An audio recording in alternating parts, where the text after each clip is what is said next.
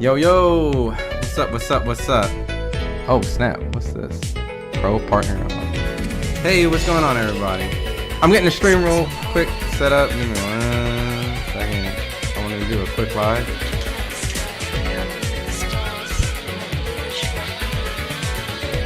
While you guys are coming in, please let me know what you guys think about this news. I just want to do a real quick stream. Give you guys all the rundown of the details. I'm sure a lot of people right now are throwing the word duck around pretty often, so we'll definitely recap on this. What up, King Rosales? What up, Danny the Great Mob? Canelo snatches the belt by the end of the year. Danny the Great says David's not an email champ. David joins the Devin the Simp Haney Glass Jaws email champ. Wow. Yeah, email champ is probably gonna be thrown around a lot. But all right, cool. Let me just jump right into it. What up, Adam? All right, let me get this Tekken 2 intro. I don't know if you guys are as old as I am, but Tekken 2 was my jam. That was my entry of Tekken games on the PlayStation 1. So enough is enough. I'm sure you guys didn't want to came here to hear that. We clearly came here because we all know the news that we heard that Dmitry Bivol has officially vacated his WBC title after obtaining it from his second fight facing Artur Beterbiev and an highly anticipated rematch. But real quick, let me shout out everyone in the chat: King Rosales, Danny the Great, Adam A. Good decision, LOL. David gets his belt. Beterbiev gets his trilogy. Everyone's happy. You know what's so funny, Adam? As simple as it sounds, a lot of people were actually really upset about all of this. Like really, really upset. I'll go through the details. David and Devin both snack weight bullies, both emo champions. How come I do not see? Your thing's not popping up, Samson. Hold up. How much do you oh, there you go. It was just delayed. How much of a chance do you give Ramirez against Haney? It's tough. I'll still favor Devin because style wise. It just really depends on Devin's mentality. I think Devin will be fine personally, but if he has any type of hesitation or any type of residual effects of that Ryan Garcia fight, I definitely see the fight being competitive in that sense. But I got Devin boxing him pretty clear unless there's something off with him. Snack plus weight bully, emo champion, David and Devin, the frauds. Why didn't the WBC strip Canelo when David was his mandatory, finding places? So cool. So I want to get to the news first. I'll break everything down, hence all the details, and then I'm going to give my retrospect or perspective on all this. So if you guys aren't aware, I'll get into very, very specific details about all of this. So the news heard around the world is that there was a purse bid, and that purse bid, I'll use Dan Rafael as a reference. Breaking: Dmitry Bivol has vacated the WBC light heavyweight title, will not participate in Tuesday's Benavidez purse bid, and has notified the WBC per letter I have obtained that I have also committed to a third Beterbiev fight likely in October per source. So how this works is Bivol just obtained the title. David Benavidez fought David Morrell to win the interim title, pretty much making him the mandatory. And so in that sense, the WBC is now enforcing essentially a purse bid to make the fight happen. So they opted out. The letter that Dan Rafael obtained said from Bivol's attorney, Pat English: Dear President Suleiman, as you know, this office represents Dmitry Bivol. Mr. Bivol has been placed in a position where, unfortunately, he is being forced to relinquish the World Boxing Council light heavyweight title. Everyone in boxing knows that there is a commitment for a third bout with Artur Beterbiev, generally considered to be the second best light heavyweight in boxing. We are working to consummate that bout. In addition, we are dismayed at the inability of the rating organizations to adhere to the rotation system set up many years ago. You are aware that the IBF has claimed to be the lead organization with justification for the next Bivol bout. We wish to be courteous to those involved in the potential purse bid scheduled for tomorrow.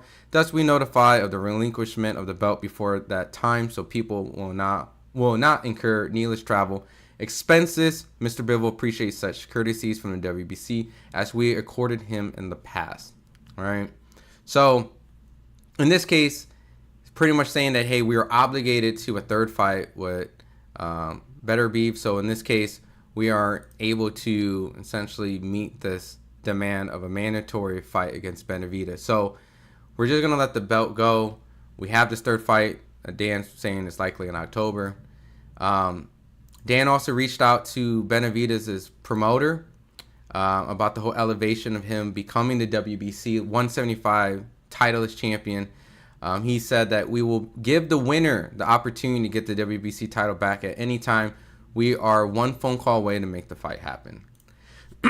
Now, with this all being said, the sanctioning body, Mauricio Suleiman, I guess I'll put this one first. The WBC Instagram notified and said, hey, after receiving confirmation Dmitry Bivol deciding to relinquish his belt, we hereby confirm David Benavidez as WBC World Light Heavyweight Champion. We wish Bivol the best of success.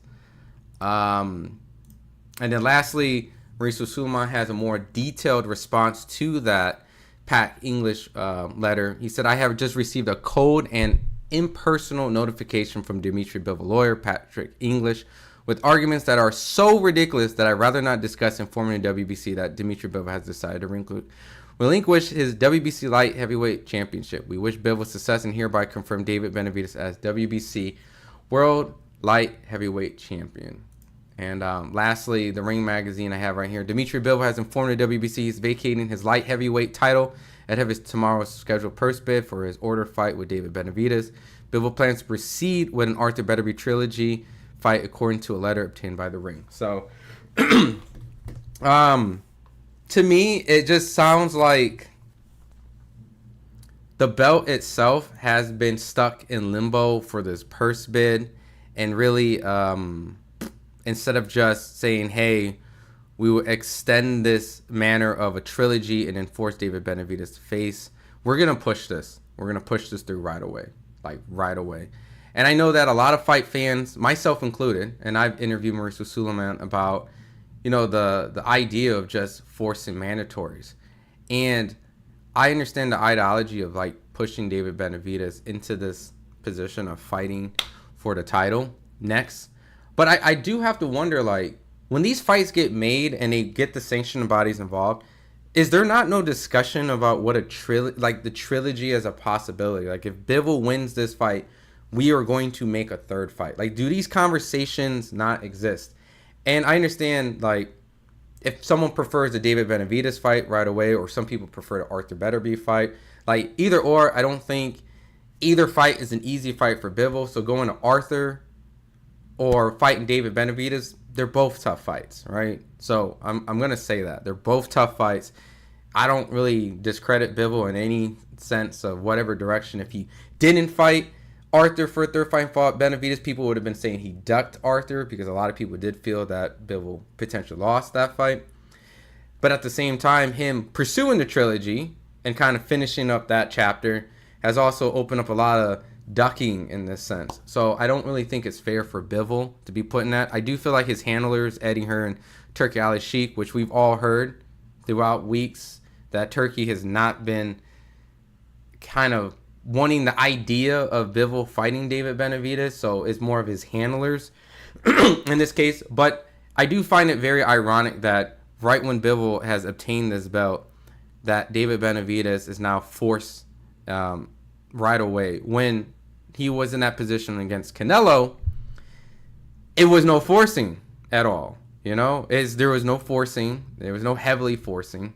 And now we have kind of put in this position where David is now elevated as the WBC World Champion, which I'm seeing in the chat. The email era, right? I'm seeing the email has been thrown around. And I understand, no fault of David again. You know, he's just trying to get in a position, and you know, it's not his fault that he's elevated to a champion. But email status has been something that has been thrown around since Devin Haney, Jaron Ennis, and anyone else who has not fought for a title. So, by all means, I think it would be great if David Benavidez would fight someone, at least in his first title defense, like maybe a Callum Smith. I know that might not be the biggest draw or biggest name, but he is coming off a good performance. Some people has even talked about David Morrell as a rematch, which, you know, David Morrell just took a tough fight with Benavidez, so I don't know if he wants to jump right into it. But I do know that Jake Donovan has also put out saying that he got some information that David Benavidez' first defense as the full WBC champion will likely come this summer. No opponent has been confirmed, but will be right in the line with stiff challenges as he continues to face. So I want to get you guys involved. I'm going to read in the chat, kind of express myself that this is really no fault of, you know, Bivol if he's obligated to fight Artur, and I don't think that's an easy fight to get right into. To say that he ducked is kind of silly in my personal opinion, but at the same time, it's because I'm looking at a perspective of his handlers. Right, his handlers is moving Bivol a certain way. So, and David Benavidez being elevated as an email champion in this case and not fighting for the title, it's not his fault as well. It's just kind of how boxing works. So Haney soft because WBC won't betray Canelo at his fighting piece. I think that's the common ground. I think really looking at this, I think looking at the WBC, you kind of question when, you know, when are you going to grab your nuts and kind of say, look, you know, we're going to have to make this Canelo Benavidez fight when they were at 168. You know, you extended that beyond norm. And now at this point, you have really pushed this agenda to push David Benavidez to fight Bivol. I see some people that says Bivol ducked. I don't really think that's a fair representation of what Bivol's allocated to do. You know, like he's not allocated to do whatever he wants. He has his advisors, he has his promoters, he has his turkey, the person who's clearly paying him and fitting the bill. He's mentioned that even before that, you know, he was going to let his team be the deciding factor. Right here, look, I'll put this up. He put, waiting for the next move with my best team, Vadim, Eddie Hearn, Turkey Ali Sheet, Riyadh Season, Matchroom, Frank Smith. So he's pretty much just saying, like, look, I'll do what they want to do. And Turkey's already went out, if I can find the tweet, that he doesn't want to make the fight. So, you know, David's now what's considered an emo champion, and Artur and Bivol is going to finish up a trilogy. If David has a worthy title defense like a Callum Smith or a Morrell rematch or whatever the case, and then the winner of Bivol and Artur faces that, I don't think that's a bad setup, you know. But we all saw the trilogy coming. Emo champion boys. Benavidez and Devin both work with Victor Conte. Snack, they both weight bullies. Our emo champions let the sink in soft era. Suleiman's taking his jabs. I really didn't even think Pat English's letter was that bad. Like, I didn't really see anything in there saying like, look, we're forced to relinquish the title because we have a commitment for a third bout.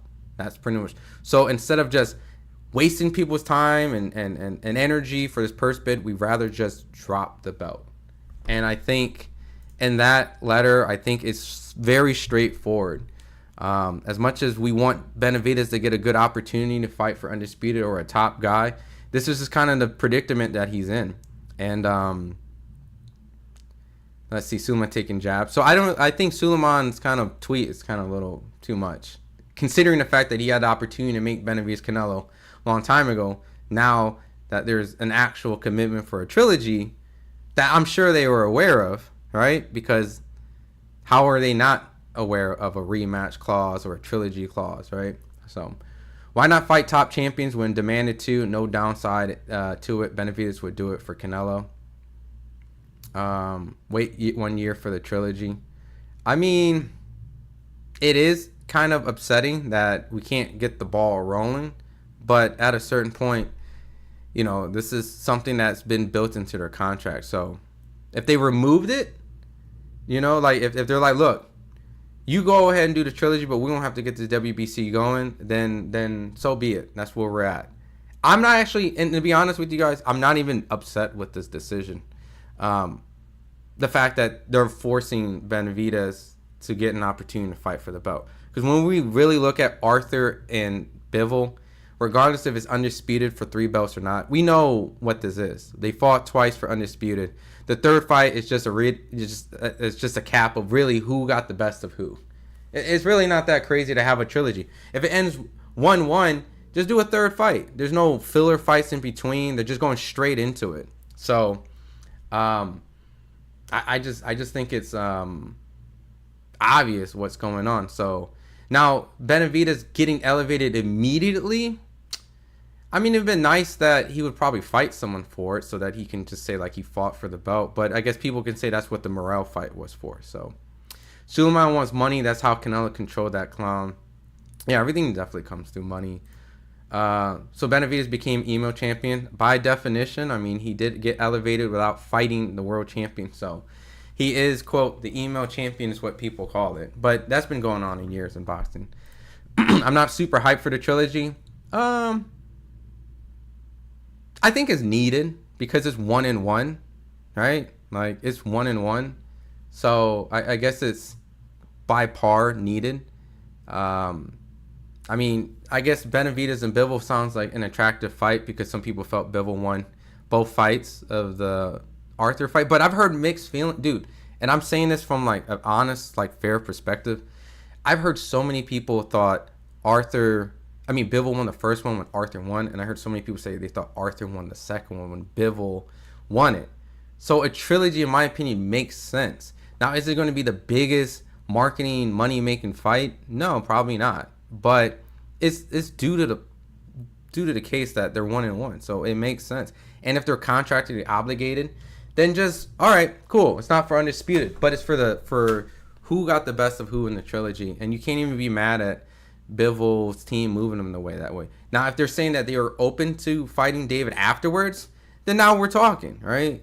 I know Artur is 40 something, so there's a chance that Artur retires if he does beat Bivol, win or lose. So if Artur wins, the belts might get vacated in that case. But if Bivol wins, I think we have a better case of getting those two to fight each other, right? Stupid David did coke and messed up bad. That's how Canelo was able to duck him bad. I mean, to be fair, he had the WBC belt twice. David Benavidez did have the belt twice. And he lost one because he failed his drug test. And the second one he lost because he missed weight.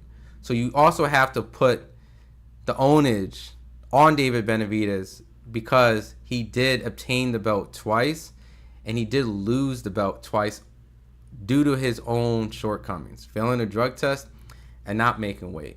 So at a certain point, as much as I would love Mauricio to make this fight when they were at 168, Benavidez has put himself in position and out of position more than once. So I can't even knock that. So you do raise a great case of that. He was stripped. And then Canelo right away fought for the vacant title, Udrim, and then, unifications have trumped mandatories for many times, and that's how Canelo was able to not fight his mandatories for some time and snatch up all the belts. But, it would have been ideal at a point for them to do it. But here they are trying to do it, probably at the worst time. Probably at the worst time. When they should have did it for Canelo, they're doing it for Bivol, and I think the backlash has kind of went on the WBC more than either one of these fighters.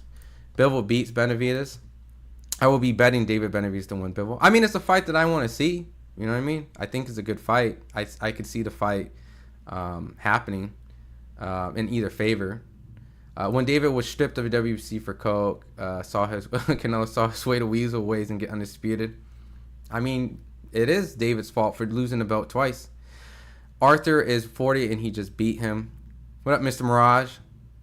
When David was stripped, Bivol ducked. Same Bivol ducked is a special ed, not gonna lie. So Rodrigo and Sparky feel like Bivol ducked. I don't think he's ducked. Same Bivol ducked is special ed. Bivol was not obligated. There was no contract for Trilogy. It was an optional fight for Bivol.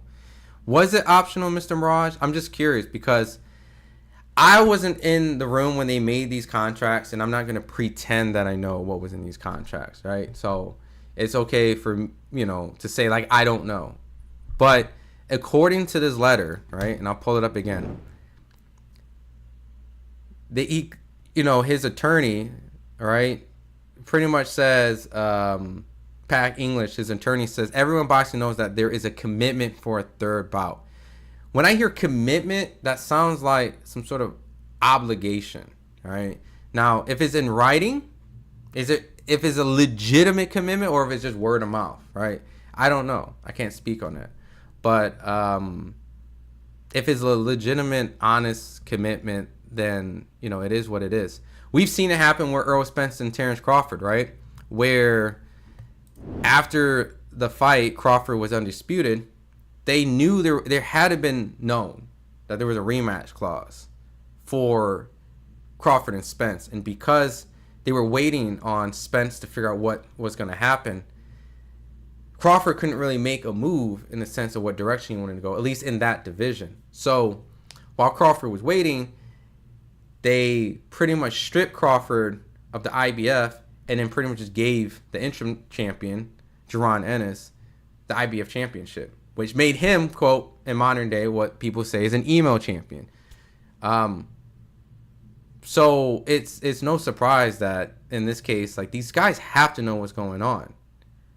I just can't tell you truthfully if the commitment was actually in writing ahead of time where the sanctioning bodies knew.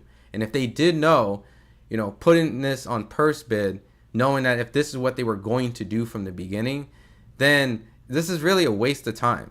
And it really just kind of just puts a bad kind of look on the sanctioning body and the fighters, right? Because my boy, Angry Casual Fan, says Gmail champ, right? It makes David look bad because it makes him look like this email champion, right? He's not worthy to become the champion. It makes Bivol, quote, look bad amongst some fans because he ducked the Mexican monster, right? And also, it kind of makes, it devalues the idea of this trilogy fight, which it is a good trilogy fight. It was 1-1, and it's highly debated till today. So it kind of sours the idea of what this trilogy is meant. Two of the best guys who ran through the whole entire division, captured the titles, finally meeting. And I know that I don't want to get too deep into the politics, but I know people feel some sort of way where originally, when this fight was trying to be made in the past, Mauricio Sulaiman was not granting Bivol an opportunity for the WBC belts because of his nationality, because of the war, Russia and Ukraine, which is no fault of his. And so it just stems from like a long-lasting distaste that fans probably feel about the WBC amongst the David Benavidez Canelo situation, maybe this situation prior to it. But I do see people saying that he's either ducking Benavidez or he's not. So yeah, so Turkey ducked. And I think it's better to put the onus on Turkey, personally. I think Turkey has created this situation. Mr. Ron's extremely dear. Canelo fans saying, all right, I'm going to Zattel says he believes Bivol ducked Benavidez. I don't know. I would have to hear his logic on that. Saying that a fighter ducked a fighter because of contract obligation is, I think, I don't know. I think it's silly to believe that, but that's just my personal opinion. I would have to see what he said, But emo champ shouldn't exist. To be honest, should be undisputed champion, having people ducking, officially ducking. I'm a Canelo fan, but come on, David's been doing the right things for big fights. But going back to what I was saying, it's like he kind of gave Canelo the loophole, like by losing the belt twice. So you kind of have to put the onus on him in the beginning of this whole fiasco, because Canelo wouldn't have been able to be undisputed if David didn't miss weight and fail the drug test.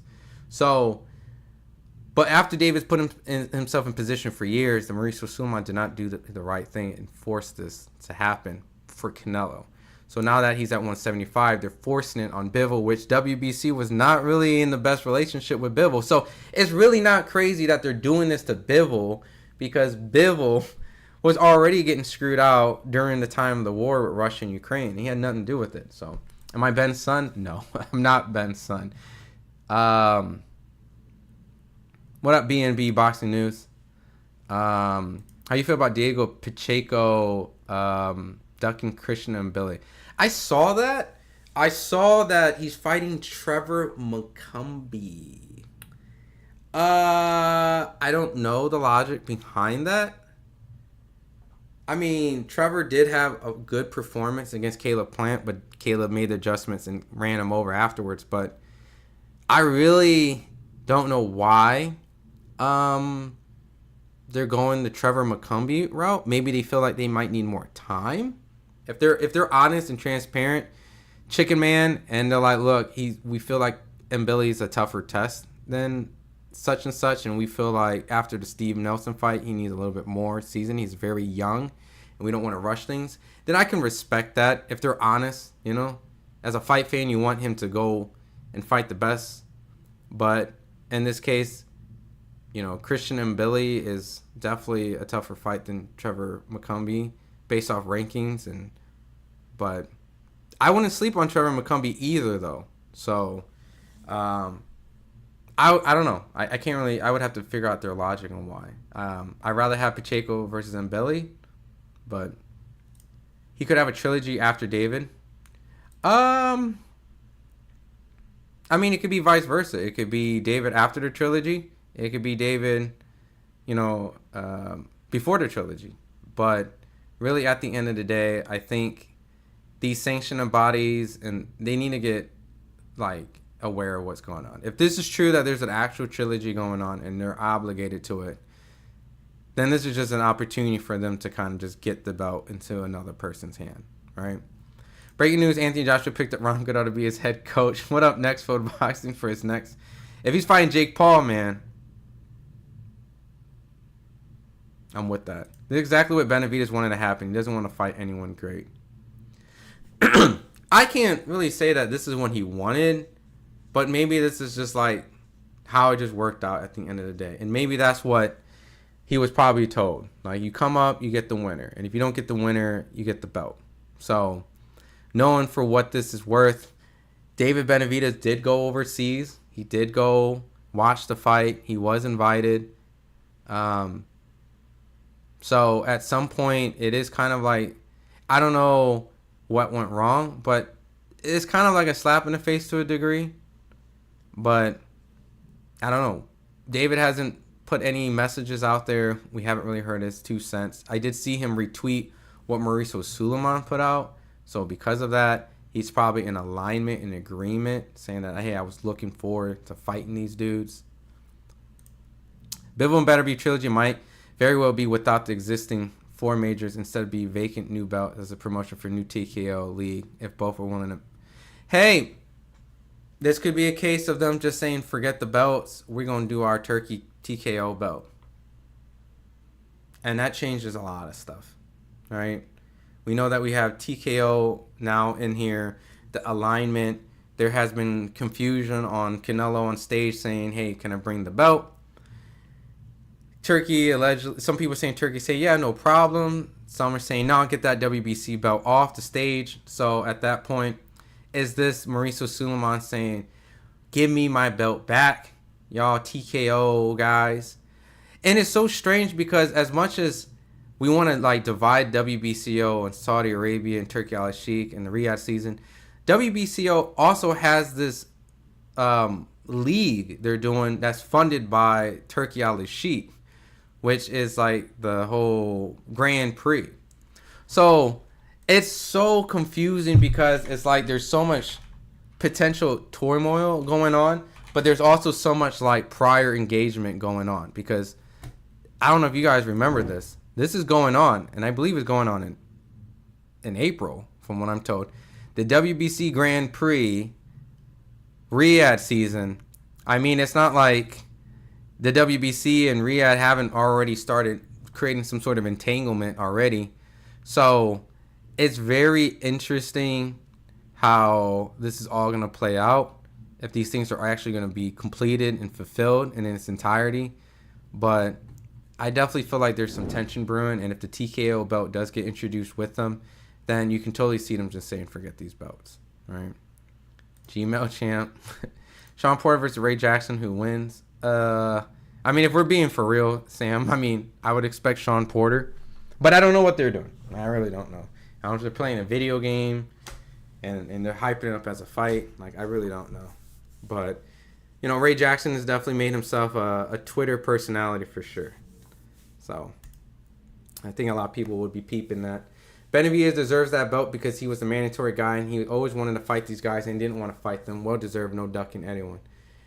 I don't know, like I said, if it's the fact that if there's a contract obligation involved. And just like I brought up Crawford and Spence, it's like saying like Crawford ducked boots. Like, to say Crawford ducked boots, in my personal opinion, is insane. But because he was contractually obligated for a rematch, seeing that if Spence wanted to do it, and he had to figure out if it was going to be at 147 or 154, you know, Bud didn't really have much to say until, you know, later on. So IBF just took the belt. And so now their rematch was no longer for Undisputed. Would it have mattered if it was for Undisputed afterwards? No. But I think the ideal was just get these guys to fight one time for Undisputed. Bivol and Artur fought twice for Undisputed. I think it's already enough to say that if there's not 4 belts on the line, so be it. Let that belt go. If David fights for it, cool. We come back. Gives Bivol or Artur the opportunity to be 2-time Undisputed. That's just where it's at. Really doesn't faze me at the end of the day that, you know, the belt is in David's possession. Because we all know who currently held it and who held it before, and who's the former and the current Undisputed are facing each other for a 3rd time. So I don't think it's crazy. Email Monster, right? Yeah. So I do think a lot of people are upset about the idea that David just immediately becoming a champion, not fighting someone for the champion, just immediately elevated as a champion.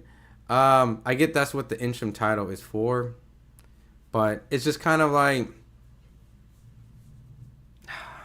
I don't know, man. It's just, it doesn't sit well where you just elevate an interim, but then people could be like, but he fought David Morrell. That's a good, you know, so I don't know. Jerry, Lender for Life, what's up, my guy? $2 super chat. I really appreciate it. Why Turkey say he's no longer interested in the fight?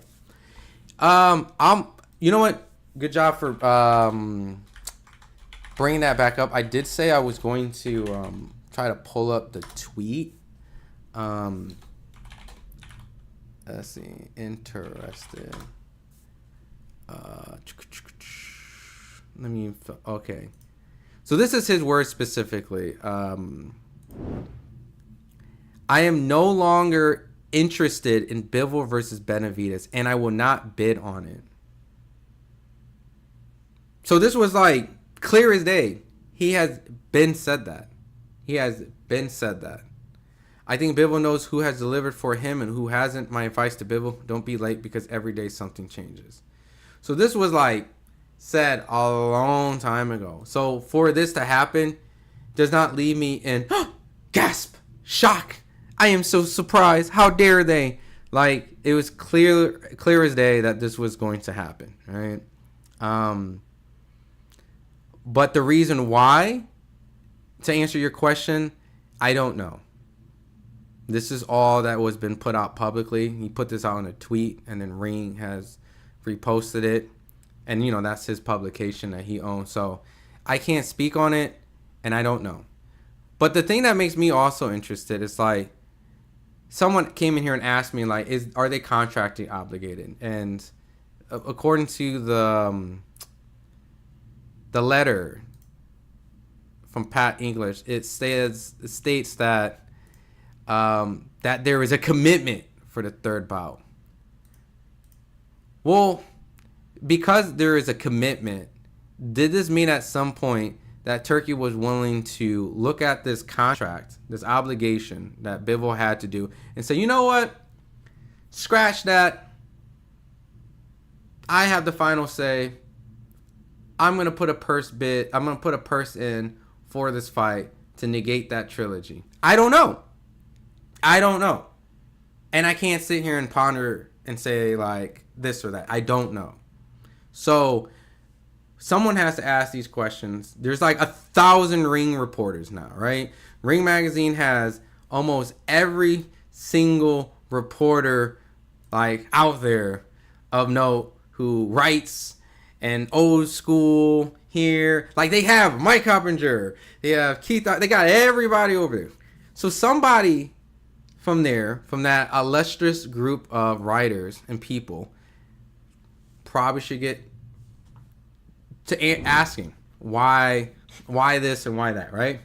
Because it serves no purpose to have all these writers over there and then no one's asking why the purse bid and why was this really truly a commitment, and why was it even entertained of a purse bid in the first place if there was a contract committing Artur and Bivol to have a third fight. So, and why is the sanctioning body like not aware? And if they were aware and they were waiting and they were told Turkey is going to put a purse bid, and this is them saying, well, Turkey is not putting a purse bid, we're going to push it because originally we were told, so they're just doing their job. It's just not enough questions and enough answers. Like, I just can't call someone a duck when things aren't being explained. You know what I mean? Like, they got everybody over there working for them. They hire every week. There's like a new media member press release or something of someone signing with them. Well, then we need some answers. Damn it, because I think everyone in this chat is like dissatisfied with today. Like, what the hell is going on? If it's like, oh, there was a contract and there was no way in hell this fight was ever going to get made. Oh, well, that explains it. All right. Oh, there wasn't a contract and they're lying to us. And just Turkey just didn't want to make the fight because something David said or something. Oh, right. Like, I don't know. You know what I mean? And I don't want to lie to you guys and be like, I know. You know, I do know that we do have an interview with Samson Lukowicz at the Fundora fight. If you guys want me to play that, if you guys haven't seen it, and he kind of spoke about how like they're not going to wait around and they're going to enforce their mandatory position to the fight and want to fight Bivol and want to make the Bivol fight. He has the titles. That's what we want. And he seemed really adamant about it. So I don't know if they got in alignment with Mauricio Sulaiman and said, look, you've been screwing us for this Canelo fight, so let's go. The weight bully bum. The disrespect of the split 60-40 to a fighter that has done nothing at 175. The split should have been 75-25. I mean, the splits is so confusing because you would assume the champion would get more, but we've seen it with Tyson Fury and Dillian White. We've seen this happen with Shakur Stevenson and Jamel Herring, where they show the purse and then, you know, they make adjustments, and the challenger or this guy or that guy, you know, have kind of validated their case of why they deserve a percentage more than what was offered. So that's just business. And, you know, granted, it can be disrespect. It does give a sour taste because you feel like the challenger should make less because that's the champion. But, you know, that's not how business works. And we know boxing's a business at the end of the day. If it was so easy, why did the email monster not go undisputed? He just was never in a position to go fight for undisputed. I mean, if he was granted the opportunity to fight Bivol or Canelo, I do, like I keep saying, I do put the problems early on in David's career of not getting the Canelo fight by losing his belt, by failing a drug test and missing weight, you know. So he had two opportunities, and so at the end of the day, it can't sit here and be like this is not all of David's fault for not fighting Canelo. He plays a huge factor of not getting the Canelo fight early on. So, and that would have been more likely for Canelo to fight David because Canelo was more closer to his prime, and David was not who he is now. So, Canelo's ducked Benavidez for 4 years plus WBC did nothing of sudden. We have a 1-on-1 trilogy undisputed fight in WBC messed the legacy fight. We've never seen an undisputed trilogy fight ban WBC ASAP. And I think you raise a great point, Neverfold Sports, because it's like at this point you're kind of interjecting your way in a position of just kind of like, because no one, let's keep it real. I love David to death. And this is not how David wants it. He does not want to be viewed as an elevated email champ in many people's eyes. So because of it, David's going to get a lot of criticism. You know, I think he probably would have been a lot better of just being represented as an interim champion. I know he wants his opportunity. I know he wants his chance. But do you think him being elevated to an interim champion to an actual, I mean, going from interim champion to an actual champion and being portrayed as the guy that made Bivol duck his mandatory good enough?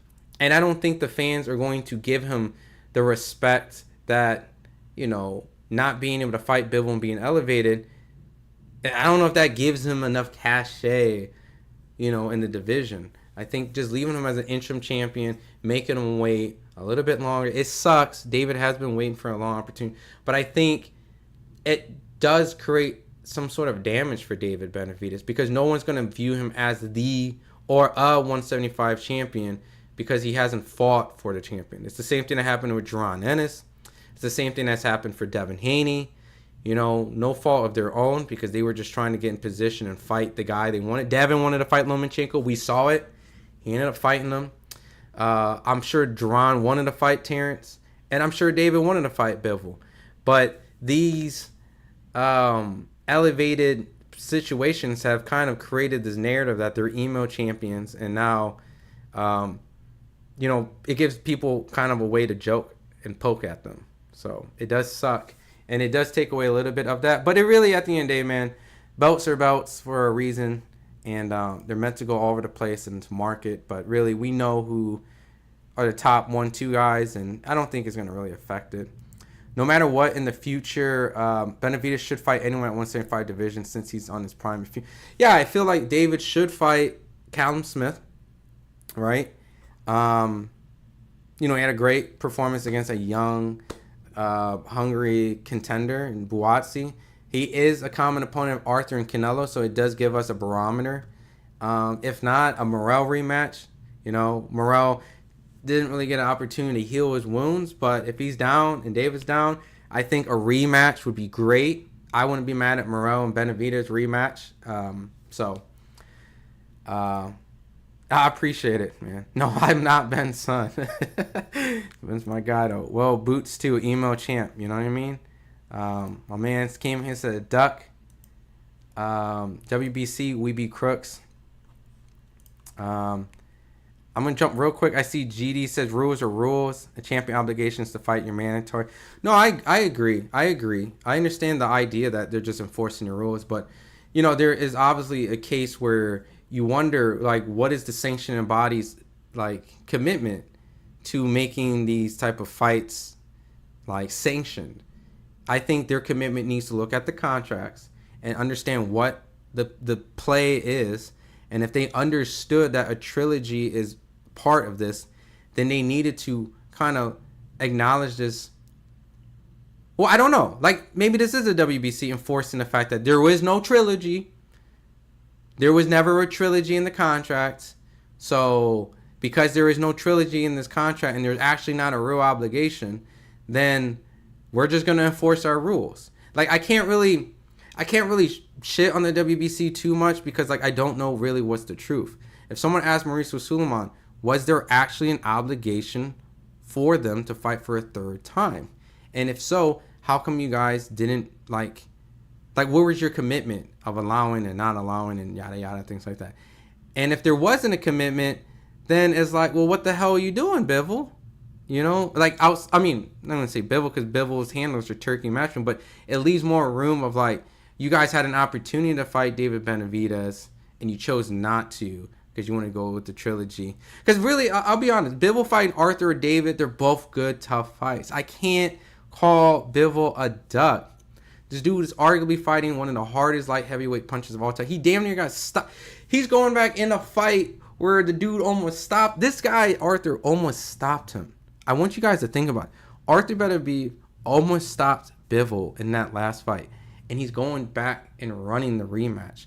I can't call Bivol a duck. I cannot in my soul call Bivol a duck if he's going and fighting a guy he went tooth and nails with who almost stopped him. A duck if he's going back and wanting the smoke. It just happens that his mandatory is a highly marketable guy who many people feel wants all the smoke, and he had a great performance against another guy who many people felt didn't want to fight against, David Morrell. He has the smoke around him, so you can only fight one person at a time. If he fought David Benavidez, they would have said he ducked the Artur trilogy. If he fought Artur Beterbiev, then you would have said, oh, well, he ducked Benavidez. I can't give any type of discredit to Bivol. I just can't do that. You can blame his handlers, but I just can't not say Bivol is a duck. I just can't. It's hard. And especially if he's like, yo, if I beat Artur, give me David after.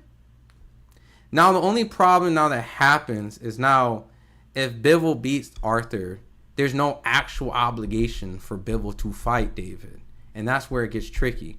There's legitimately no obligation because the mandatory spot that David was in, hear me out, David was in, is no longer valid because now David has to now negotiate champion versus champion.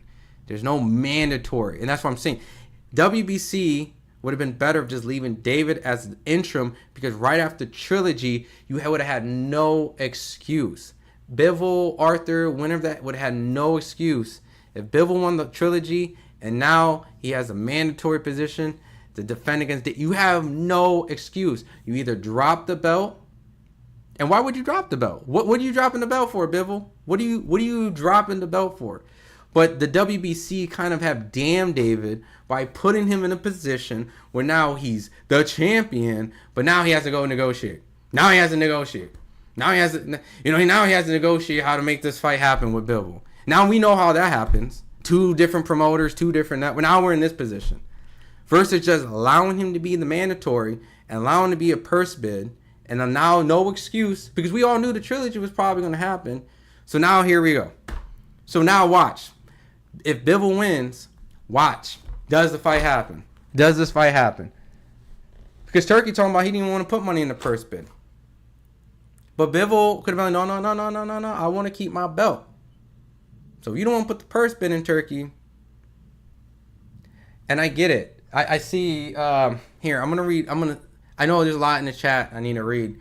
I'm just kind of going off tangent. And I do see someone said you can't hold a division hostage. I agree. But I really want you to really think about what I'm saying.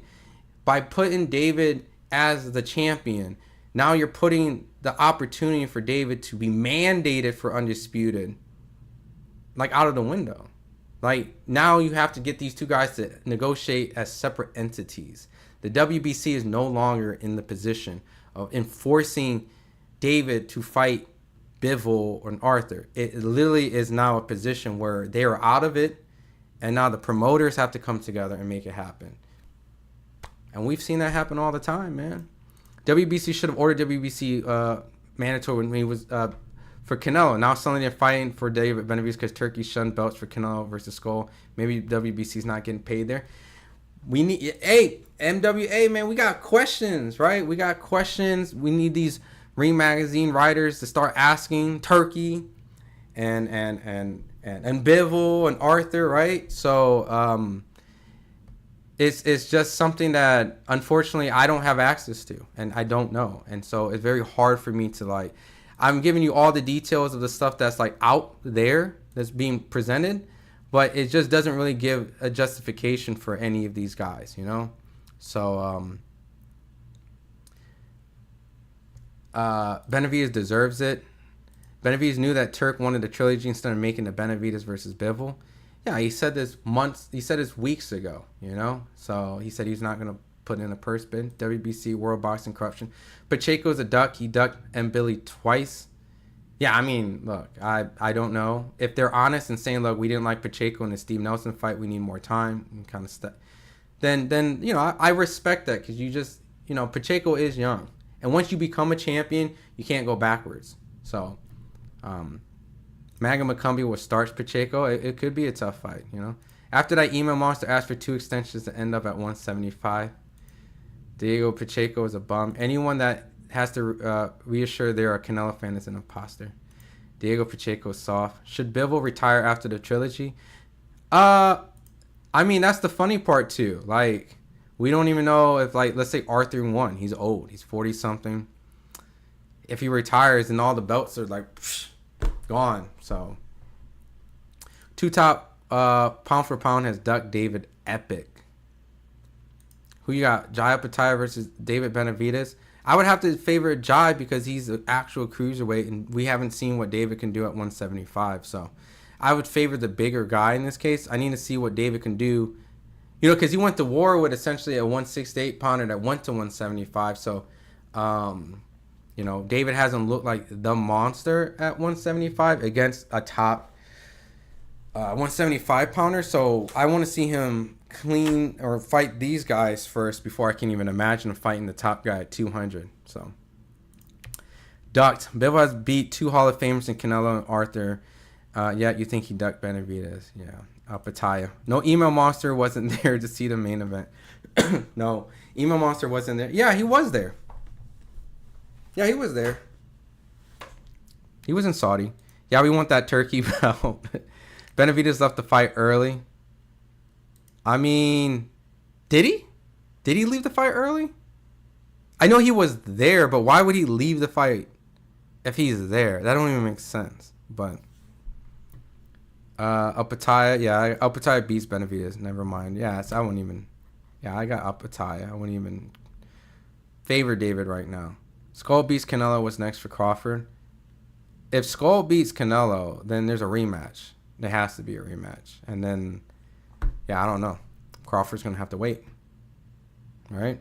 Or probably do a tune-up because he can't be that inactive.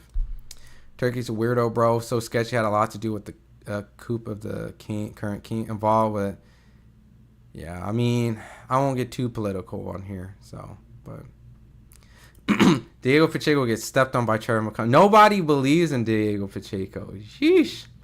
The new email champ. You're right. The questions do need to be asked. Bivol's a duck. Already talking about fighting at cruiserweight.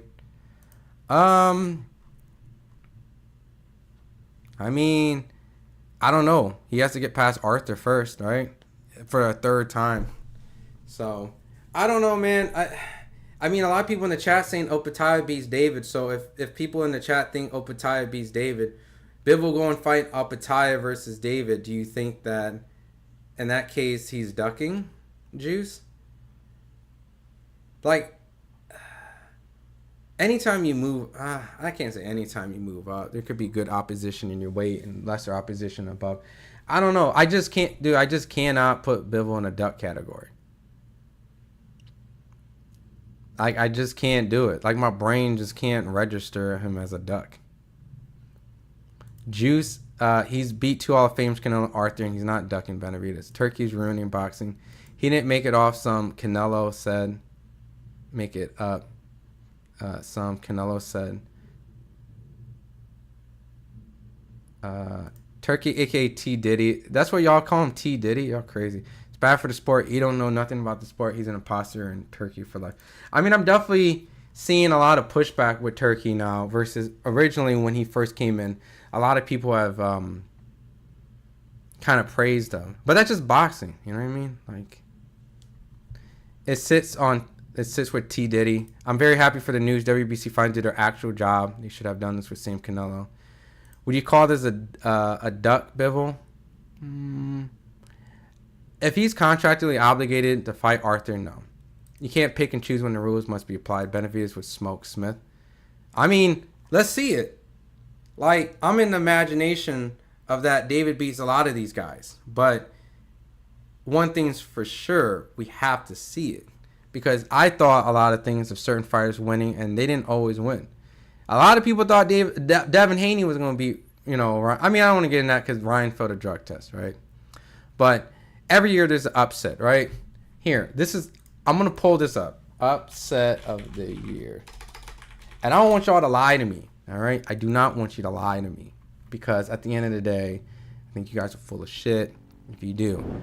But I do think David beats a lot of these guys. But at the end of the day, I thought a lot of these other guys would beat these other guys. But guess what? We've seen things happen. You know, Bruno beat Jaime Munguia recently, right? Last year. Espinoza beat Robisi, which many people didn't really know who Rafael was. Alpatai beating Breedis. I guess upset. Was that upset? Kambosos beating Tio. A lot of people didn't expect Kambosos beating Tio. Tio beating Vasily Lomachenko. I seen people was torn on it. Andy Ruiz beating Anthony Joshua. Don't lie to me now. Don't lie to me. Christopher Rosales versus Diego Higa. I don't know if you guys watch smaller weight classes. Saddam Ali beating Miguel Cotto. A lot of people didn't think that was going to happen. Joe Smith versus Andre Fanfara. A lot of people didn't even know who Joe Smith was at that time. Tyson Fury beating Vladimir Klitschko. A lot of people didn't think that. Chris Algieri beating Ruslan Provalgina. A lot of people didn't think that. Marco's Maidana beating Broner. You get what I'm saying? Like, upsets happen. Bernard Hopkins beating Kelly Pavlik. Nonita Donaire knocking out Vic Darchinyan. Carlos Baldomir beating Zab Judah. Zaire Rahim beating Eric Morales. Glenn Johnson knocking out Roy Jones Jr. Corey Sanders knocking out. That's what I'm saying. So I'm not saying I don't think David Benavidez doesn't beat these guys, but we have to see it, because if we don't have opportunities to see these type of things happen. Simon Brown knocking out Terry Norris. Vince Phillips knocking out Costa Zoo. Ivan Robinson beating Arturo Gatti. Oh my God. Rockman beating Lennox Lewis.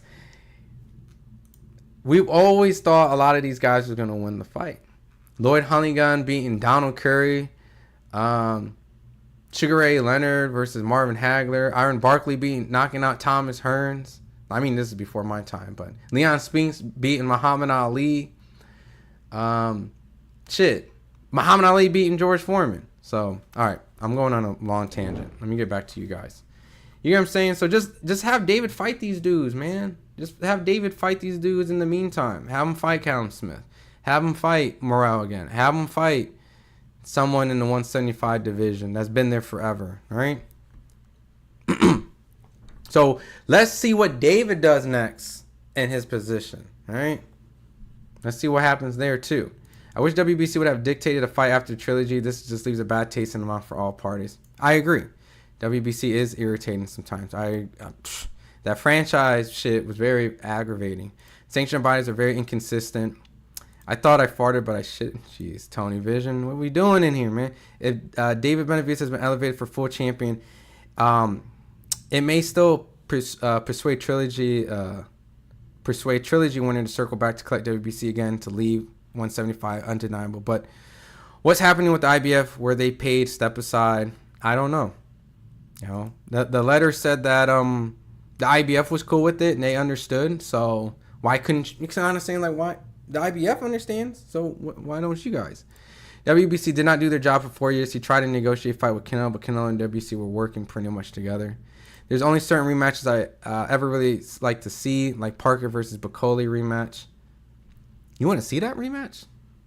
Yeah. I mean, I guess you're saying that you want Bacoli in a full camp, but how would a WBC strip Canelo Benavidez ask for 2 extensions instead of activating his mandatory at 168? EMA champion. That's why the fight never happened. Why Benavidez decided to move up at weight. T. Diddy got Bivol in a honey trap.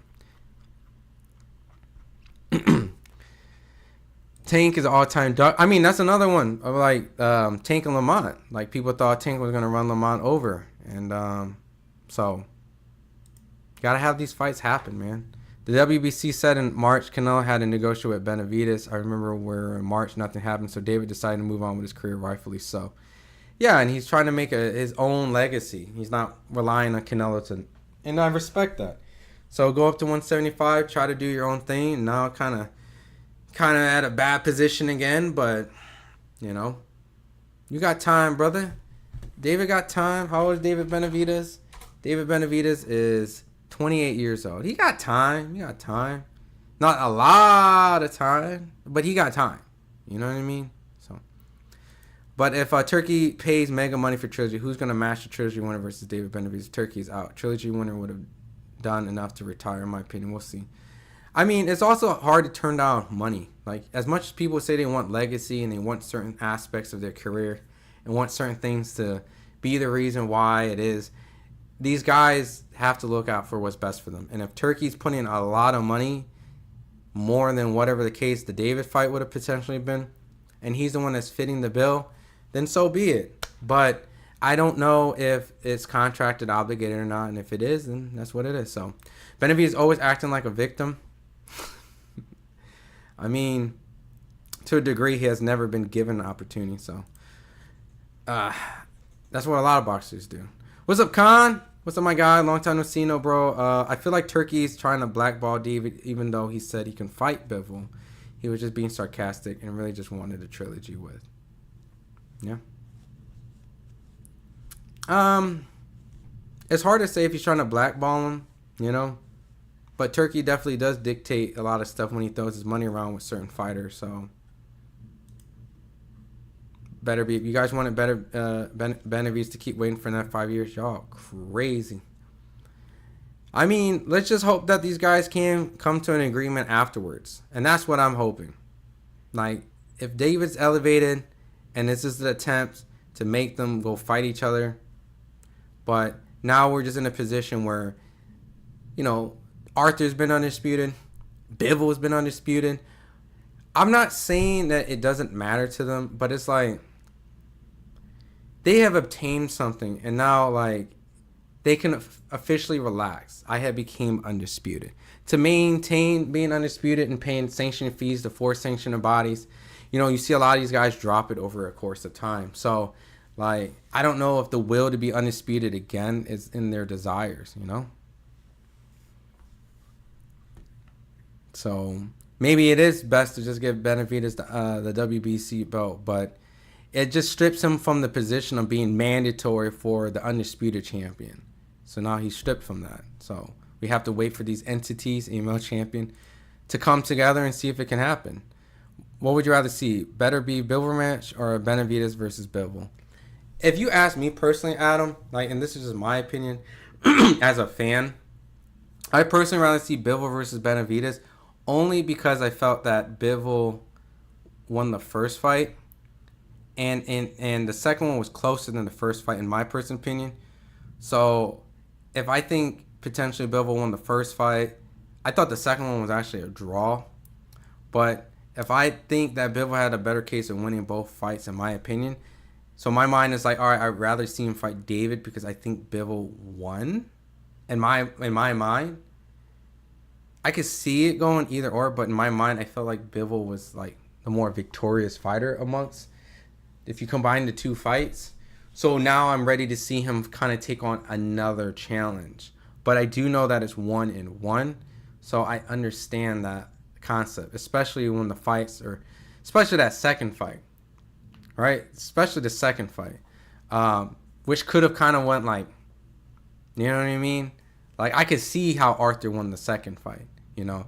I see the case why how Artur won the first fight, but I felt Bivol, it's weird. I felt like Bivol had the better case of winning the first fight, but he lost. And I felt like Artur had a better case of winning the second fight, but he lost. You know? And I felt the second fight could have went either or. So in my mind, I'd rather see the David fight because I feel like Bivol kind of bested Artur. In my own opinion. That's just my opinion. A very competitive, close fight opinion. So, that's all. And seeing how Artur is aging, if Bivol does make the third fight look really easy, then it kind of just goes, dang, he's fought, you know, the older, aging Artur, which I don't think is the case. I think Artur will come tough. It'll be a tough fight again. That's why I don't think he's ducking. But, you know, I don't think Bivol is going to get the credit as much, especially if many people think it's a three-peat, you know, if he won all three in people's eyes. So, can't hold a division hostage. No, I agree. And I understand that ideology too. You know, I understand. But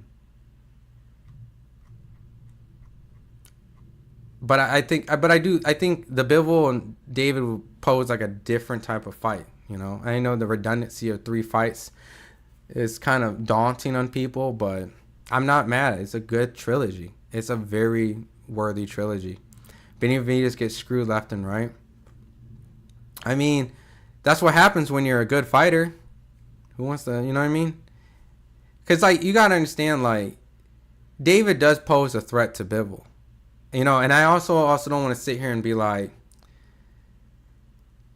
you know, Bivol's not ducking. He's fighting all the top guys. You know what I mean? You know, what's a David Benavidez? I think David Benavidez is a good opponent for Bivol.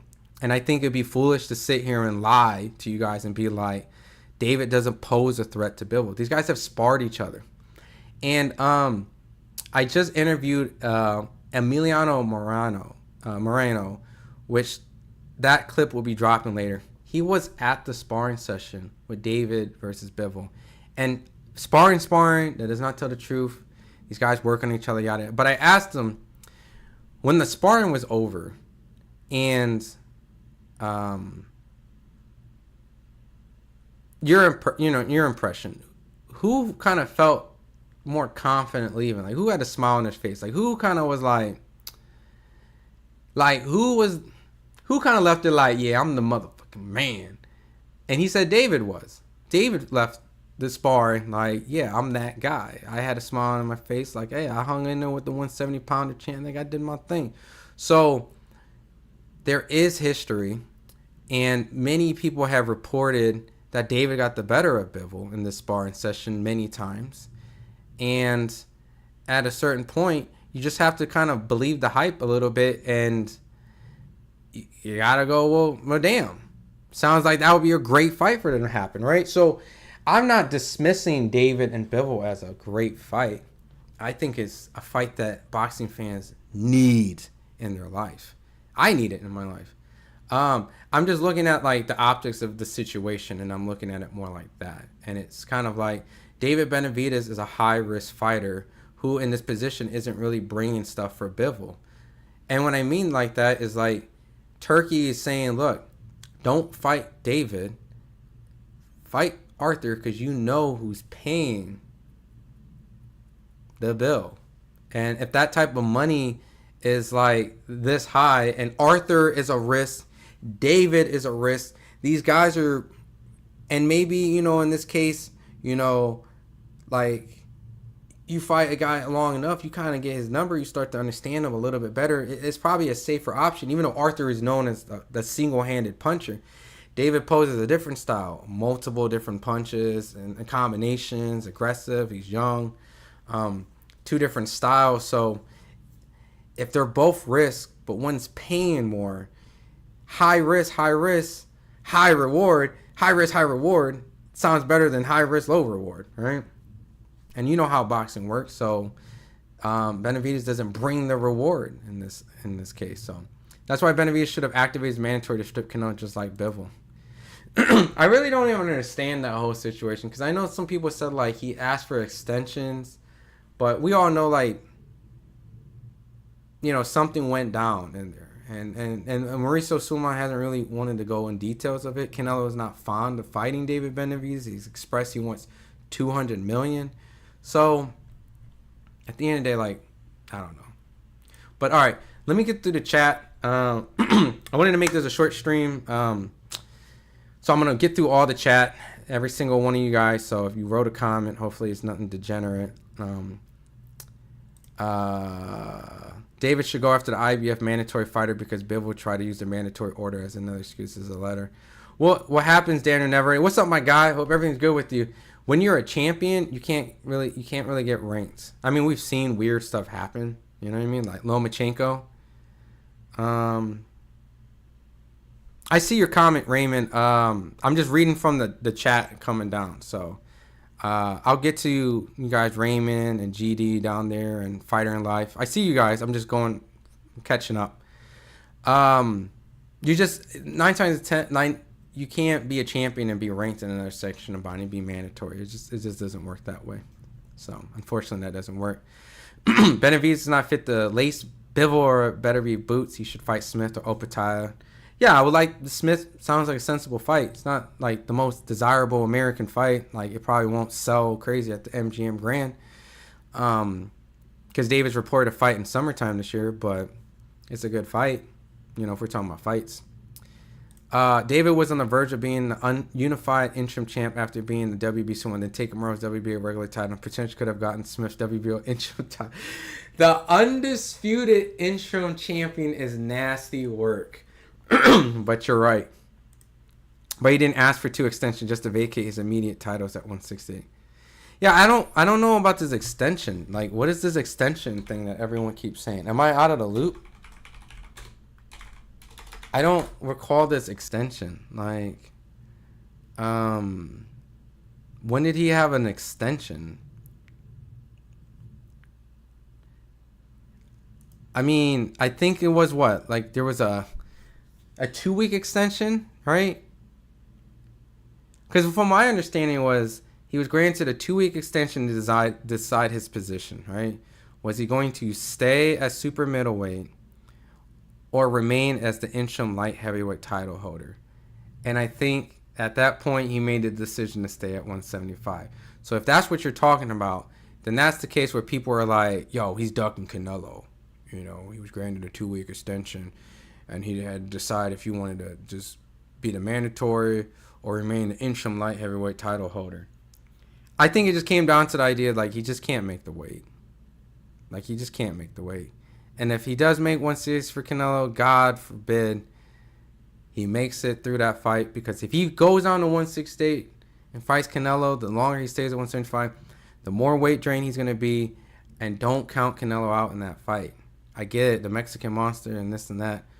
But if he comes back down to 168, there are going to be kind of problems with David. And I'm not making excuses for David. You know what I mean? I think Canelo and Benavidez is kind of a pick'em fight. But, you know. But if that's what you're talking about, then I understand what you mean by the extension.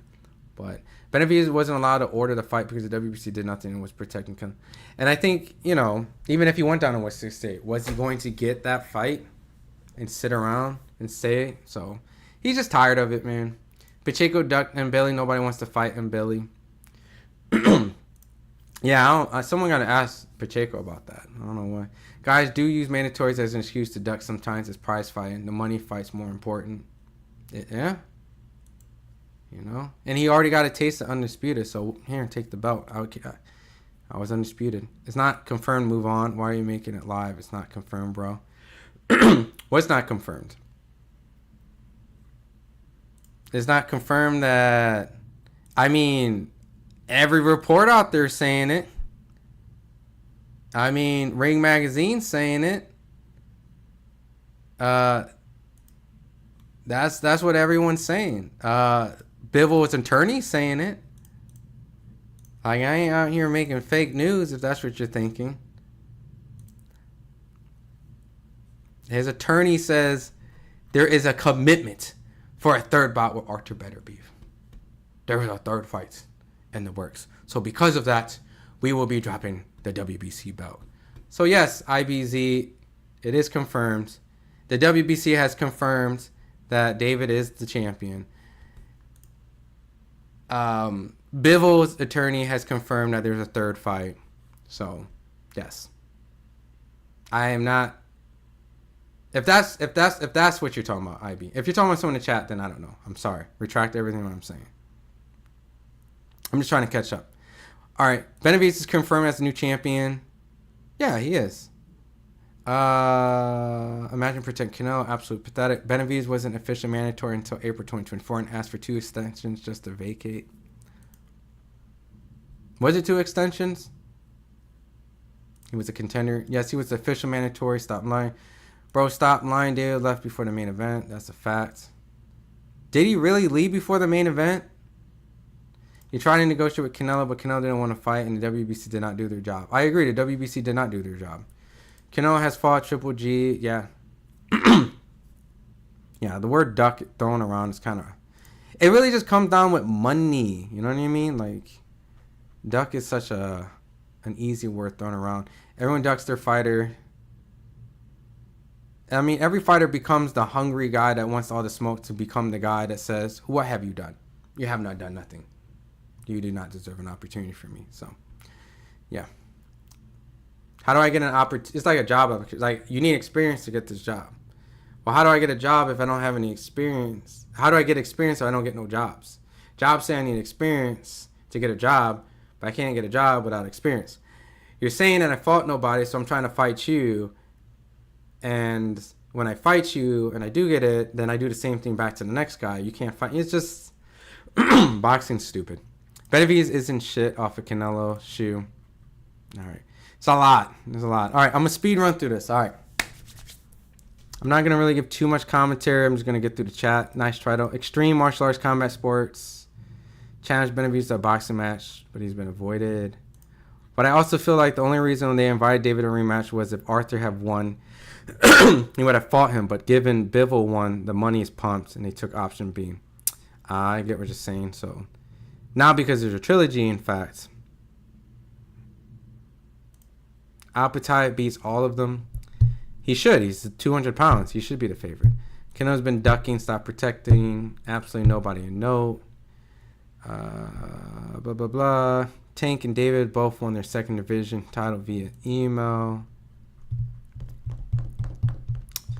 In other words, third fight with Artur better be probably rematch Canelo. Canelo doesn't plan to go up to 175. No, Beterbiev beats David Benavidez. Without Turkey, you want to see Usyk, Fury, Bivol, and Artur casuals. I do feel like I was kind of like critical about certain stuff, but Turkey might have helped Bivol, Artur a lot more than Usyk and Fury, in my personal opinion. But he was a contender for 4 years. Who has Benavidez beat? He was the next guy in line. He had to wait 1 year after beating Plant to become the official mandatory. Canelo has fought guys that will go down in history books. True greats. He's not ducking Benavidez. Now Benavidez is a champion. What is his next excuse? In time, you say he's ducked Benavidez. He's fought Bivol, Golovkin. Yeah. All right, so there's a lot of bickering in that. All right, let me find something. Turkey has control over many boxers' careers. He does. Lauren Kovalev ain't no effing legends. Grandma don't know what they're talking about. Yeah, you guys are just duking it out. Cool. So, yes, if you're popular, you get opportunities, but if it doesn't mean you're actually better than the next man. I agree. Clambuto King. Okay, yeah, you guys are duking it out in the chat. All right. So Raymond F. I know that. Can you tell us info on Ryan Garcia's training situation? Ryan, from my understanding, I talked to Ryan Garcia's dad, and he said that he was training with Eddie Reynoso. But then Tio came out and said, all right, Ryan is not training with Eddie Reynoso, and Ryan has confirmed that. And then Ryan kind of was like, all right, me and my dad are training. Like, he's kind of like saying him and Henry are training together. And I haven't talked to Henry since. But then Ryan came out on social media, on Twitter, and then said that he's now working with Derek James. So he goes from working with Derek James to working with Eddie Reynoso to working with his dad. So now back with Derek James. So that's what I got reported on. I can't confirm firsthand outside of what's out there on social media. But Ryan said he's working with Derek James and not Eddie Reynoso. So there you have it. Benavidez dropped Bivol in sparring, but it's on the hush. Alex Rodriguez says, yeah, I mean, I've heard some stuff, you know. But at the end of the day, sparring, but maybe Canelo should face Benavidez instead. Rocket Man. FightHype is a casual channel. Don't know ish. I know more than you. Rocket Man. I forgot more stuff than you know about boxing. Rocket Man. I'm sorry. And I know more things in boxing that you'll never know. So. But I appreciate you jumping in, Mr. Rocket Man. Continue to support and watch. Don't understand why Canelo's avoiding Benavidez. He could have definitely beaten him at 168. Benavidez hurt Bivol in sparring. We all know this. It's been reported many already. Yeah, Bivol didn't deny it. Yeah, I mean, I've heard all the stories, but at the end of the day, these guys are two different fighters, and they fought with so many different people at this point that you can safely say that they are completely removed from probably what that sparring session is. It's going to be a good fight. Like, I don't not Benavidez and Bivol. It's the fight that I want to see. So, but sparring, dude, I've seen people spar each other, and then when they actually fight each other, the other person won. But in sparring, the sparring partner beat the shit out of that guy. But then when they actually fought, the guy who got his ass beat the shit out of him. And I've seen it, like, with my own eyes both times. So, like, that's why I can generally say sparring. It's just sparring. It does tell a certain story of certain things, but at the end of the day, it's just like, you know, it doesn't tell the story. Yard versus Benavidez, the only fight that makes sense based off rankings. That's a good fight, you know. Yard coming over to America, you know. He's been in the ring with some good people, you know. it wouldn't be a style that will prepare David, but why did 99% of UK fighters end up quitting or getting knocked out? 99% of y'all got glass jaws. Oh, y'all funny. Anthony Yarrow was also challenged by Extreme Martial Arts Company. Supposedly they're just boxing fans, but when you ask them who's earned the right to fight Canelo, they have no answer. Somebody has to earn the right to fight Canelo. I mean, look, at the end of the day, like, did I touch a sore spot, Rocket Man? Okay, 4 eyes. I mean, look, don't tell me you can dish stuff out but can't take something. Don't be one of those guys, man. You dish something and you can't take something. So, I'm just saying, you came at me first. I saw this. But it's cool, man. This look, if you're passionate about a topic, I'm cool with it. I don't get butthurt. You can keep saying stuff. Just don't be one when if I say something to you, don't get upset. That's all. Did Bivol have to fight David first before the trilogy, or maybe he wanted to fight Trilogy before? I don't know, Jason. Like, you know what I mean? Like, that's what I'm saying, Jason. These Ring Magazine writers, they got all the writers. They got this guy. They got this guy. They got that guy. Hopefully, one of these writers come across and ask the question. And they got Mike Coppinger. They got Keith Idek.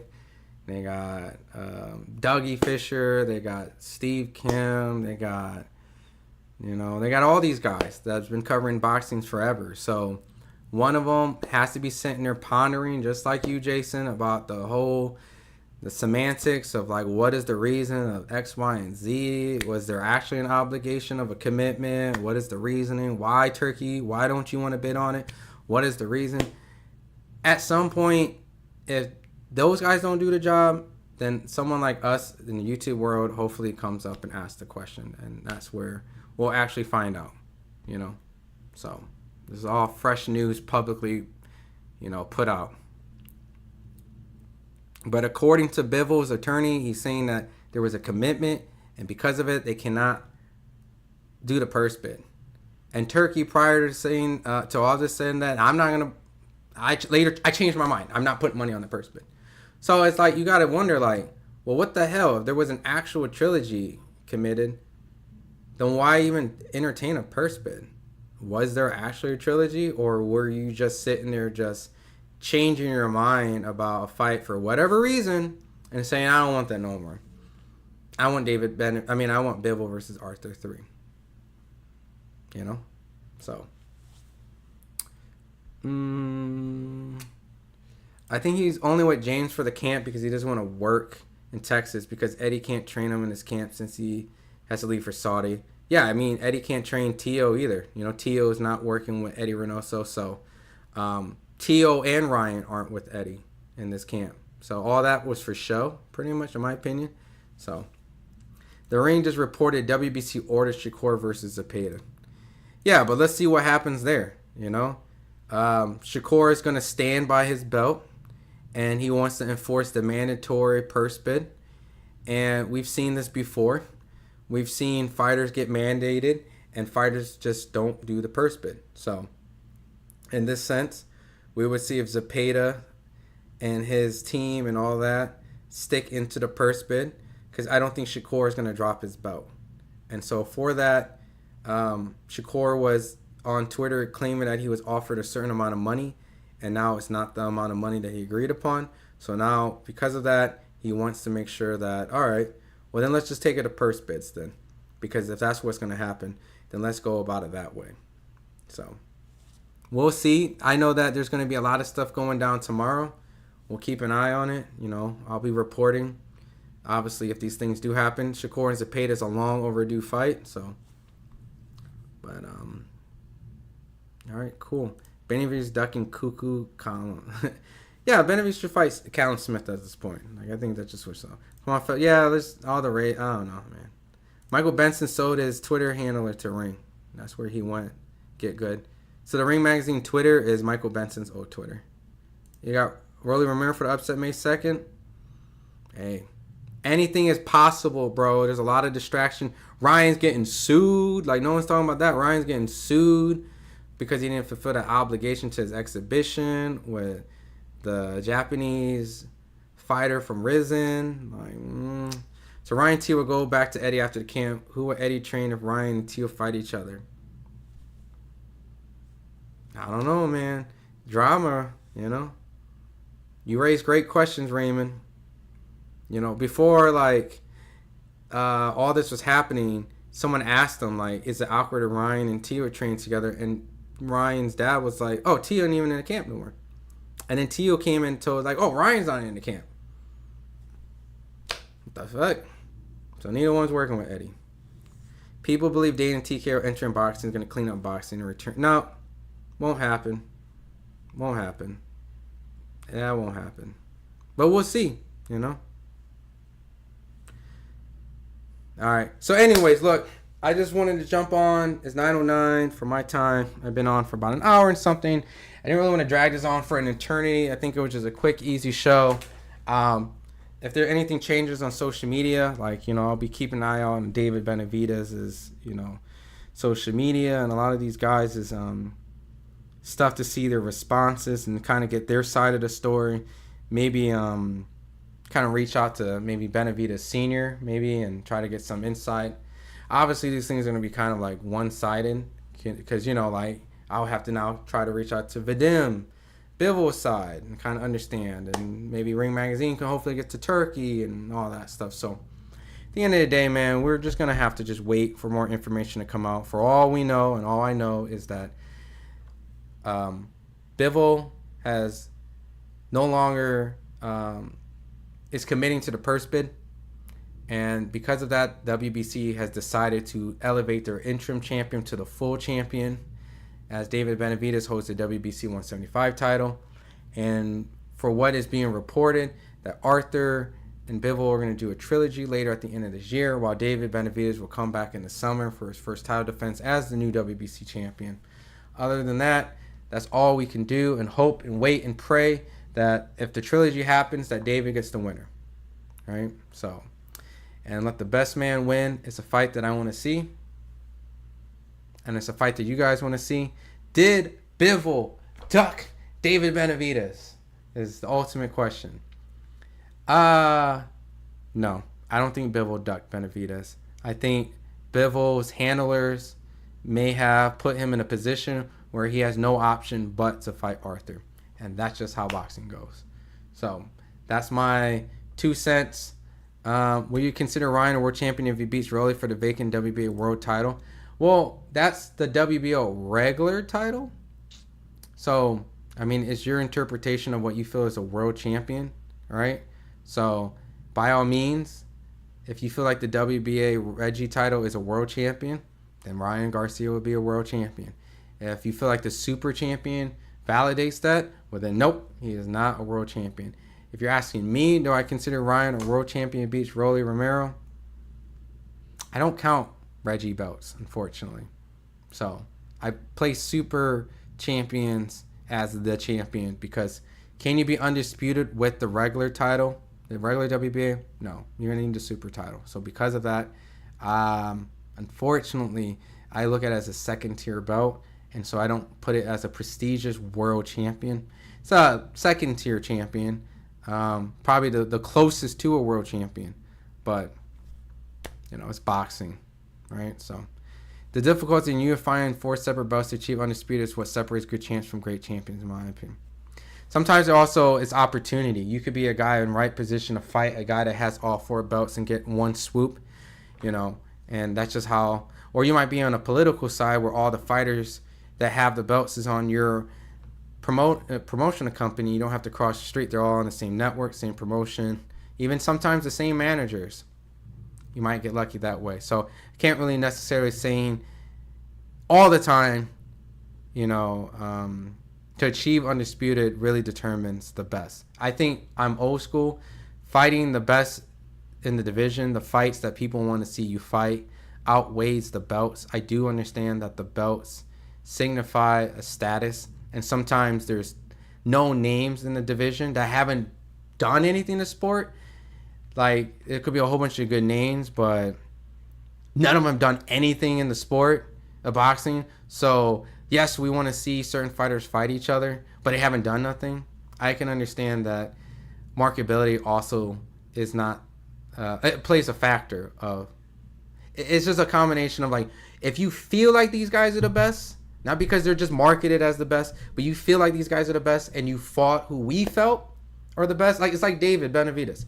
David's not a light heavyweight champion prior to today's decision. But if Bivol fought David Benavidez, people would have gave him credit because that's a fighter that people wanted Bivol to fight. Because they feel like he's good. Not because only because he has a name, but because they feel like he's good. That's what I'm saying. So, at the end of the day, fight the best. If they have the belts, if they don't have the belts, just fight the best. If the best happen to have the belts, fight them. If they happen to not have the belts, then still fight them. And even then, fight the dudes that have the belts. Because at the end of the day, they worked themselves in a position to become a champion. So if they're marketed or not, there's a reason why they're there. Just fight the best. But I get it. You know, money talks, and that's just what it is. It's Price finding his best. So David priced himself out of the fight. Ryan's already was a champion 135. He was a WBC interim world title holder, and Devin had the full belt. Didn't fight Ryan Tang, but that's the only legit title. Yeah, so I mean, if you put you know, credit on the interim world title, then he was a world champion, you know, in that sense. So, but all right, y'all, I'm gonna post up and show up a little bit, and I look at all the accomplishments to determine who's the better amongst the fighters. Props to them getting paid, but accomplishment matters most, in my opinion. Undisputed is a big box to tick. Facts. If it's a legitimate undisputed, you know what I mean, like legitimate champions, and you went through the gauntlet to get them. Like, I feel like Spence and Crawford, like, was a legit undisputed, you know? You know, they kind of fought a lot of similar opponents. Yeah, Spence did a lot of the heavy lifting and getting a lot of belts, but a lot of them was on his side of the street. But, you know, I think Crawford and Spence is like a legit undisputed. I think Usyk and Fury is a legit undisputed. Usyk and Garcia was a legit undisputed. Artur and Bivol is a legit undisputed. To a degree, I feel like Canelo gets credit for an undisputed at 168. You know what I mean? Yeah, the David Benavidez lingers, but you get my point. But yeah, when it comes to accomplishments, if Ryan beat Devin Haney, then yeah. If it wasn't a field drug test, then so be it. So, but all right, y'all have a good night. I'm gonna play this Tekken 2 music for my outro. I don't know why I've been in the mood to listen to some old school Tekken. But yeah, I'll be back, man. I'll have some more lives on its way, and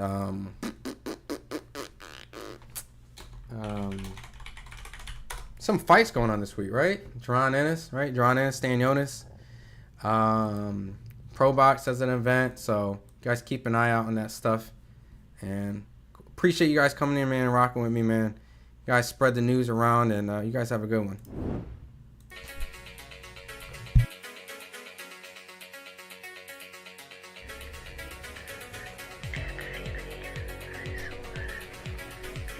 He's definitely paused the chat because of this, huh? I didn't pause the chat. I mean, if y'all are bickering, it has nothing to do with me. That's what I'm saying, FM. You guys can bicker. I don't even care. I didn't pause the chat because of it.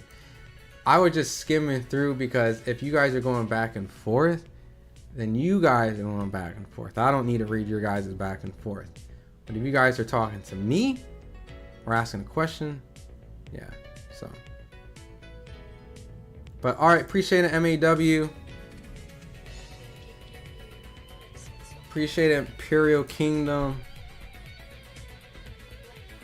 Yeah, would've, should've, could've, but he blew the weight test and for band subs. Yeah, it is what it is.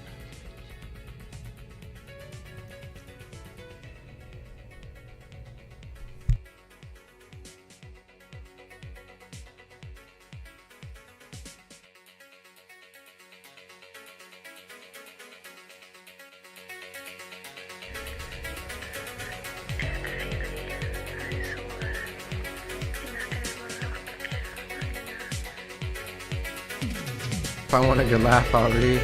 Man, I read too much already. I'm sure I can already get the gist of it. Alright, y'all. Y'all have a good one.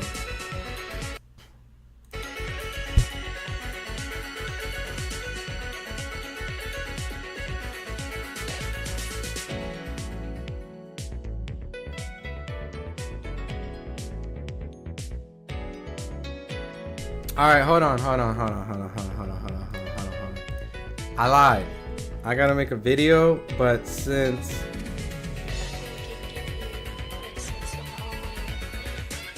Alright, cool.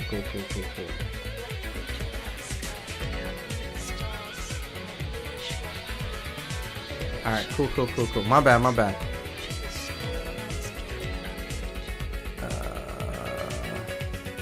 David Benavidez did respond. I was gonna go, but alright. I'm gonna pull this up. This is 48 minutes ago. Just got the news that Bivol decided to vacate his title. Instead of fighting me, now that makes me the WBC World Champion Light Heavyweight. This is not the ideal way for me to become World Champ, but nonetheless, I am now the WBC Light Heavyweight Champion of the world, and I tend to put in the best fights. Well, there you go. That was David's first word, so.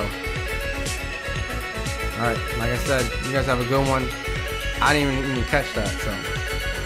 Just had to include that at the end of this, so. You guys have a good one. Peace!